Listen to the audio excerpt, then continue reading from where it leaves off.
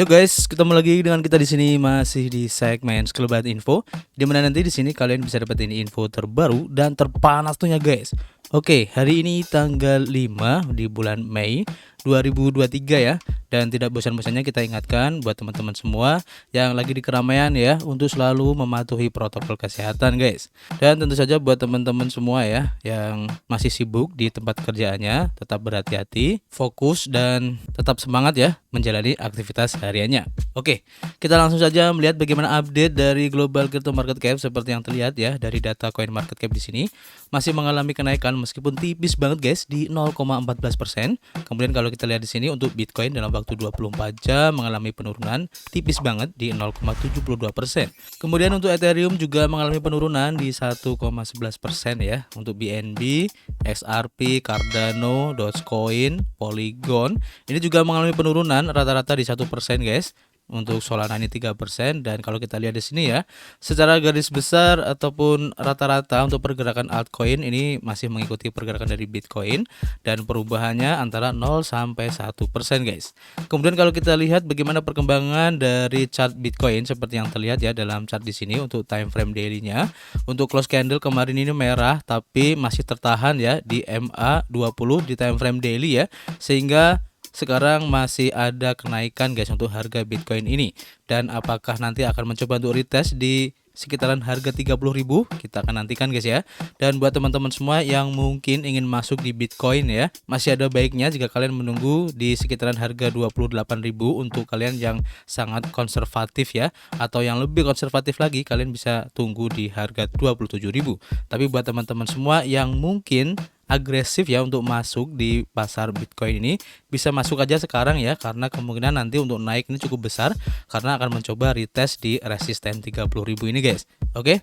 Dan untuk hari ini kita langsung saja ya untuk melihat bagaimana info yang akan kita berikan kepada teman-teman semua. Yang pertama kita lansir dari harian Bitcoinis, di mana di sini diinformasikan guys bahwa presiden dari El Salvador ya, yaitu Nayib Bukele ini secara sah telah menandatangani undang-undang penghapusan pajak guys atas inovasi teknologi di El Salvador ya tentunya. Dan apakah ini menjadi tanda ya untuk bullish khususnya untuk Bitcoin? Ini akan cukup menarik guys kalau kita ikuti. Jadi Nayib Bukele yang merupakan presiden El Salvador dan pendukung Bitcoin tentunya ya, baru-baru ini menandatangani undang-undang yang menghapus pajak guys atas inovasi teknologi di negara tersebut. Undang-undang Insentif Manufaktur Inovasi dan Teknologi atau ITMI mengungkapkan spektrum yang luas ya dari sektor-sektor di mana penghapusan pajak sepenuhnya ini berlaku. Seperti yang terlihat ya dari akun Twitter Presiden Nayib Bukele, nanti kalian bisa cek sendiri.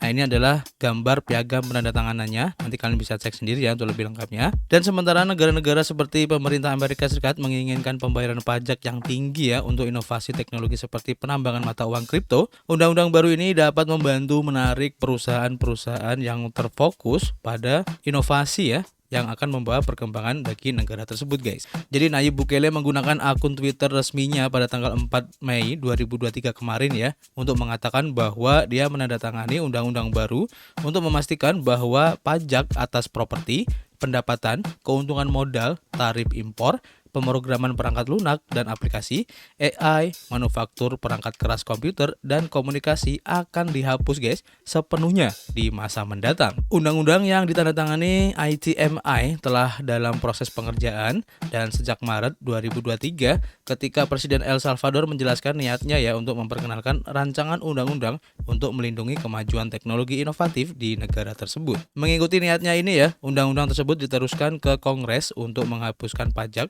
atas inovasi teknologi di negara tersebut. Undang-undang yang baru saja ditandatangani ini hanyalah salah satu dari sekian banyak upaya yang dilakukan oleh Presiden El Salvador untuk mendorong pertumbuhan dan perkembangan teknologi di negaranya. Pada Januari 2023 kemarin ya, laporan Forbes India memuat berita yang menyatakan bahwa El Salvador telah menetapkan kerangka hukum dan proses untuk menerbitkan obligasi yang didukung Bitcoin guys, yang juga dikenal sebagai obligasi Volcano Bonds. Obligasi yang didukung Bitcoin El Salvador ini didorong ya untuk pembayaran utang negara, mengembangkan infrastruktur penambangan Bitcoin dengan mendanai pembangunan proyek yang dijuluki Bitcoin City untuk meningkatkan upaya penambangan kripto yang berkelanjutan guys. Undang-undang yang ditandatangani oleh Nayib Bukele hari ini dapat mendorong pertumbuhan dan perkembangan teknologi El Salvador ya sebagai sebuah negara dan untuk perusahaan manufaktur, teknologi, dan kripto yang beroperasi di negara tersebut. Dengan undang-undang tanpa pajak yang berlaku untuk sektor-sektor yang disebutkan sebelumnya, perusahaan-perusahaan inovatif di luar negeri diberikan insentif ya untuk mengalihkan operasi ke negara dengan hukum pajak positif. Upaya Nayib Bukele untuk membangun kota Bitcoin di dekat Gunung Merapi Concagua di negara tersebut akan meningkatkan aktivitas penambangan Bitcoin secara eksponensial oleh perusahaan. Energi yang dibutuhkan untuk penambangan akan bersumber langsung ya dari Gunung Merapi tersebut yang menghasilkan energi hidrotermal. Meskipun Amerika Serikat baru-baru ini mengusulkan pajak 30% ya untuk operasi penambangan kripto, El Salvador terus mempromosikan ekosistem inovasi teknologi yang berkembang pesat. Ini keren banget ya yang dilakukan oleh El Salvador ini, dan kita doakan aja semoga ini bisa terrealisasi dengan sempurna guys, sehingga ini akan membuat perkembangan berbagai macam platform ya, khususnya untuk Web3 dan juga aplikasi-aplikasi yang berhubungan dengan kripto ini akan berkembang pesat ya. Dan tentu saja setelah tidak langsung ini akan membuat adopsi kripto kedepannya ini akan sangat masif banget guys. Ini keren banget ya. Kemudian kita lanjut untuk informasi berikutnya, kita lansir dari EMB Crypto ya, dan di sini diinformasikan bahwa Polygon dengan tokennya Matic ini merilis fitur baru guys untuk memikat para pengembang dan juga memikat para pengguna baru. Jadi Polygon mencatat peningkatan yang signifikan dalam komitmen kode dan jumlah pengembang inti sejak awal Mei kemarin ya. Dan seperti yang ditunjukkan oleh data dari token terminal, hal ini menggarisbawahi komitmennya untuk mencapai tonggak penting jaringan di masa mendatang. Aktivitas pengembangan adalah ukuran penting ya dari proyek jaringan blockchain. Sebuah proyek dengan kumpulan pengembang yang besar menunjukkan bahwa proyek tersebut teguh dalam menghadirkan peningkatan fitur yang akan meningkatkan fungsionalitas secara keseluruhan. Sesuai dengan pengumuman pada tanggal 3 Mei, Polygon meluncurkan 3 pembaruan untuk memudahkan pengembangan untuk mengintegrasikan identitas terdesentralisasi ke dalam Decentral Apps. Seperti yang terlihat ya dari akun resmi Twitter Polygon, nanti kalian bisa cek sendiri untuk lebih lengkapnya guys, dimana Polygon memperkenalkan fitur-fitur baru pada alat infrastruktur Polygon ID yang meliputi integrasi yang lebih baik guys dalam hal UX dan sejumlah alat baru untuk membantu para pengembang yang membangun Decentral Apps di jaringan blockchainnya. Terkait integrasi, para pengembang akan memiliki kemampuan untuk berbagi bidang tertentu dari kredensial dengan pihak lain melalui fitur pengungkapan selektif yang memungkinkan mereka untuk mengembangkan kasus penggunaan baru guys. Selain itu ya, dengan JS SDK yang baru, maka para pengembang dapat membangun klien identitas untuk berbagai macam gadget termasuk dompet web dan juga browser add-on guys. Untuk membuat pengalaman pengguna menjadi lebih baik ya, maka Polygon meluncurkan UI simpul penerbit yang baru, dan node ini akan mempermudah pengaturan, pengelolaan, dan bekerja dengan node penerbit. Selain itu, dukungan notifikasi push juga disediakan dalam SDK seluler dan aplikasi implementasi referensi guys. Selain itu ya, alat pengembang dan pembaruan seperti JWS Validator yang merupakan penerapan kontrak pintar Polygon ID di mainnet dan penyelesai untuk Polygon ID di ID yang baru-baru ini diumumkan ya, ini juga menjadi sorotan. Peningkatan jaringan Polygon menarik perhatian komunitas kripto ya, dan membuat mereka ikut bergabung. Sesuai dengan token terminal, pengguna aktif harian meningkat lebih dari 13% selama seminggu terakhir ini guys. Namun meskipun ada lonjakan alamat yang aktif ya, biaya transaksi harian yang dikumpulkan di jaringan terus menurun guys selama 24 jam terakhir, dengan biayanya turun di 14%. Jadi kita tunggu aja kira-kira pembaruan ini apakah sangat berefek untuk harga token Matic khususnya ya. Dan kita akan coba update lagi nanti perkembangannya seperti apa. Dan kita lanjut untuk informasi berikutnya guys ya. Seperti yang dilansir dari harian Bitcoinis, dimana di sini diinformasikan ya bahwa Prancis ini akan mereview atau meninjau ya untuk rancangan undang-undang untuk pelarangan pemasaran kripto menggunakan influencer media sosial guys. Komite Senat Prancis untuk urusan ekonomi telah membuat perubahan ya pada proposal di bawah rancangan undang-undang nomor 790 ya, yang sebelumnya disahkan di Majelis Nasional. Dan rancangan undang-undang yang asli akan mempersulit perusahaan kripto termasuk bursa untuk menggunakan layanan influencer media sosial komersial dalam kampanye pemasaran mereka guys. Isi dari versi terbaru untuk rancangan undang-undang nomor 790 ini ya, yang ditinjau oleh Komite Senat lebih santai guys katanya daripada yang disahkan oleh oleh Majelis Nasional. Secara khusus, rancangan undang-undang ini menghilangkan kebutuhan perusahaan kripto untuk mendapatkan lisensi setelah didaftarkan oleh regulator negara. Authorized des Marchés Financiers atau AMF sebelum meminta layanan influencer untuk memasarkan layanan mereka. Yang paling penting karena larangan sebelumnya hanya mempengaruhi perusahaan kripto yang dilisensikan oleh AMF, maka undang-undang terakhir tidak akan efektif ya karena regulator belum melisensikan perusahaan kripto manapun. Namun, beberapa bursa mata uang kripto termasuk Binance dan juga Bitstamp telah terdaftar ya oleh AMF dan dikonfirmasi telah menerapkan langkah-langkah anti pencucian uang atau AML ketika memfasilitasi perdagangan Bitcoin dan kripto. Terlepas dari kehadiran mereka, Binance dan bursa lainnya belum memiliki lisensi. Ketika Binance runtuh, para pembuat kebijakan berargumen ya bahwa beberapa influencer telah mempromosikan penipuan karena tidak ada konsekuensinya. Jika rancangan undang-undang tersebut disahkan dan dijadikan undang-undang, akan ada hukuman penjara 2 tahun dan denda 30.000 euro bagi pelanggar yang melibatkan influencer tetapi gagal mendaftarkan ke AMF. Ketika Perancis mempersiapkan aturan baru di bawah peraturan Markets in Crypto Asset atau MiCA, mereka tetap memperkuat persyaratan pendaftaran untuk perusahaan kripto, guys. Oke, lanjut kita untuk informasi berikutnya. Kita lansir dari Watcher.guru ya. Dimana di sini diinformasikan bahwa saham dari Western Alliance ini anjlok, guys, 53% setelah adanya laporan eksplorasi dari penjualannya. Nah, ini cukup mengerikan juga ya. Jadi sektor perbankan telah menghadapi periode sulit ya pada tahun 2023 ini karena serangkaian adanya peristiwa ya.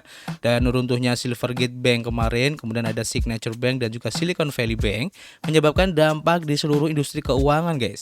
Selain itu ya, First Republic Bank yang baru-baru ini menangguhkan perdagangan saham banknya dan diambil alih oleh pemerintah Amerika Serikat pada awal pekan ini. Selain itu ya, perdagangan saham PacWest Bancorp juga dihentikan, guys, dengan alasan volatilitas yang menyebabkan sahamnya anjlok. Saham PACW turun 50% dari ini, guys. Western Alliance adalah bank terbaru yang ikut-ikutan terkena dampaknya ya, dan Financial Times melaporkan sebelumnya bahwa bank ini sedang menjajaki opsi-opsi strategis termasuk potensi penjualan. Menyusul laporan tersebut, harga saham dari WAL atau WAL ini ya, ini adalah kode saham dari Western Alliance ini ya, juga anjlok, guys, 53%. Laporan dari Financial Times juga menyebutkan bahwa bank yang berbasis di Arizona ini menyewa penasehat untuk menjajaki opsi-opsi penjualannya.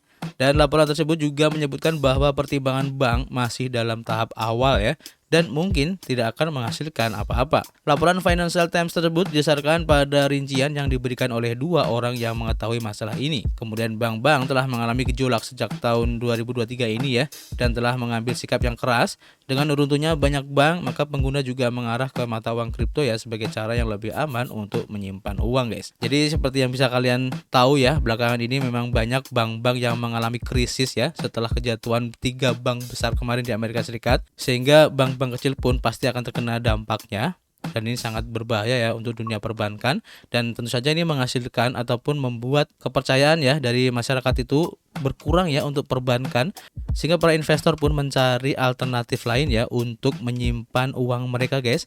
Dan pilihannya yang ada sekarang itu ada di emas ataupun komoditas yang lain ya, dan juga properti, bahkan kripto pun sekarang menjadi salah satu opsi yang cukup menjanjikan, guys. Meskipun demikian ya, pihak Amerika Serikat pun masih merasa yakin ya dengan kelangsungan perbankannya, seperti halnya yang dilaporkan dari Watcher.guru juga ya, dimana di sini diinformasikan bahwa BRICS ini tidak akan menyalip dolar Amerika Serikat, ini kata Bank of America Serikat, guys. Jadi BRICS ini adalah merupakan kelompok ya dari beberapa negara yaitu Brasil, Rusia, India, Cina, dan South Africa ya, yang disingkat BRICS, di mana mereka juga akan segera meluncurkan mata uangnya sendiri ya.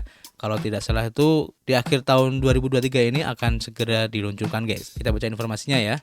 Jadi mata uang BRICS telah menjadi topik perdebatan hangat ya selama beberapa bulan terakhir ini, guys, dengan banyak pihak yang memperdebatkan apakah misi de-dolarisasi akan berhasil atau gagal. Aliansi BRICS berencana untuk membuat mata uang baru ya untuk digunakan oleh negara-negara anggotanya yang akan menggantikan dan diharapkan dapat menggantikan dolar Amerika Serikat. Serikat. Namun, Bank of America tetap bersikeras bahwa ini akan menjadi tugas yang sulit ya untuk dedolarisasi ini ya bagi BRICS.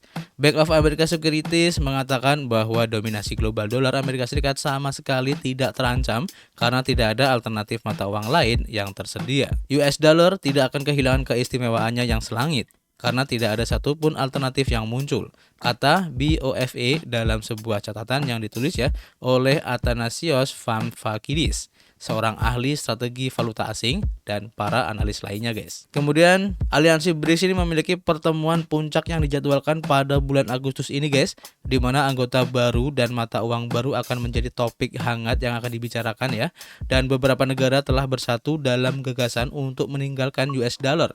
Namun dengan meningkatnya pembicaraan dan beberapa negara lain yang memilih mata uang baru daripada dolar Amerika Serikat seperti Argentina untuk yuan Cina, BRICS benar-benar menjadi ancaman bagi mata uang Amerika Serikat yaitu dolar ini guys. KTT ini akan segera berlangsung pada bulan Agustus, akan menjadi pos pemeriksaan besar ya dalam perdebatan ini di masa mendatang guys. Ini cukup menarik ya untuk mengikuti perkembangan yang akan dilakukan oleh negara-negara BRICS ini guys, dan ini menjadi topik yang hangat yang masih dibicarakan ya, karena ini akan sangat berpengaruh untuk ekonomi dunia tentunya ya, apalagi untuk dolar, dan apapun perkembangan yang terjadi ini akan sangat mempengaruhi keadaan ekonomi secara global guys. Kita akan update lagi guys nanti perkembangannya seperti apa, dan tentu saja ya teman-teman semua bisa beri komentar di kolom komentar tentunya guys, nanti kita bisa ngobrol banyak untuk beberapa informasi yang tadi, dan tentu saja kita akan ketemu lagi guys di informasi berikutnya. Peace.